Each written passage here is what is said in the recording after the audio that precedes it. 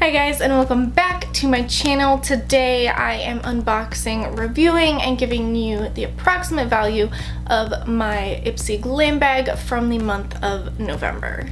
Remember when I was like super excited to get so much filming done over winter break? Yeah, well, I was sick for like 2.5 weeks and literally had no voice. I could not talk for almost like 90% of that time, so that was fun. And then I spent 5 days driving to and from New Orleans, so a lot of hours in the car, a lot of hours sleeping because I just like felt like crap. So back at it again.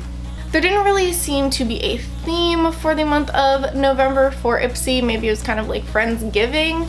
I don't know. The little card that they usually give was not very clear, but the bag is super cute. It's kind of this almost gothic looking bag because it's dark purple with little black hearts, and it's just really cute. I like this a lot. This is very much my aesthetic.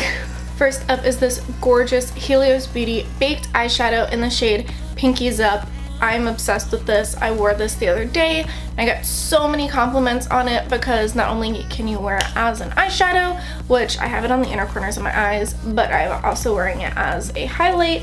Hopefully you guys can see. It's kind of got like blue, greeny, gold reflex in it. It's really pretty. Yeah, you can see that. It's crazy.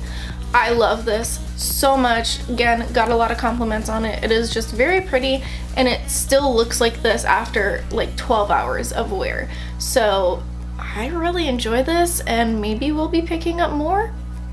The only downside is that it is a bit expensive. This little sample is worth about $12. I also got this amazing face moisturizer. This is the Youth to the People Kale and Spinach Green Tea Hyaluronic Acid Superfood Air Whipped Moisture Cream. So I really like this. It kind of smells like a very healthy smoothie, which doesn't bother me, but it might bother some people that don't necessarily like broccoli, kale smelling stuff. I enjoy it. I think it smells super nice and healthy and fresh, and it kind of reminds me of the Origins, I think it's called the Green Clean mask that I really like. So I don't mind the smell at all. It is amazing. It just melts into my skin. I do feel like it does make my skin look better. I don't think that was a real sentence. I need more coffee. Yeah, but I just really like the overall effect on my skin. This is a little pricey though, so I don't know if I would repurchase it, but I really enjoyed it, and I will definitely be checking out more products from this brand because I had never heard of it before November's Ipsy Glam Bag. Like I said, this is a tiny bit expensive. This sample is a little small and it is worth about $6, so that is kind of the only downside, is that it is a brand that I've never heard of that I would love to try more products from, but it is not really an affordable skincare brand. Next up is the Ciate London Extraordinary Translucent Powder. I am kind of set in my ways as far as powders go. I really only use the Bare Minerals setting powder as well as the Cover FX HD powder. Those are the two that I kind of rotate with. So kind of skeptical about this, and I was not really impressed with it. I definitely felt after a couple of hours it sunk into my pores.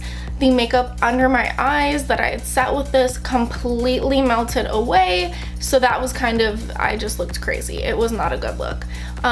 So I probably will, I definitely will not be repurchasing this, but I will probably use the rest of it, but it's not really that good.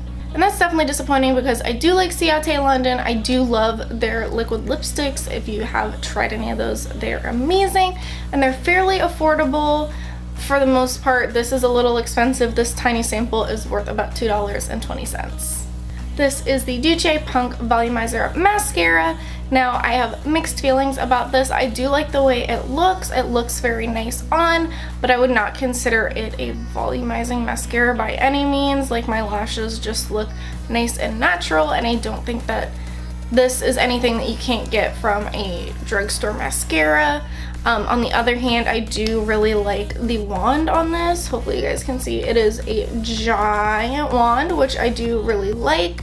but for some reason it doesn't feel like the bristles actually get to the base of my lashes. It just kind of feels like I'm brushing them all and nothing is like getting applied.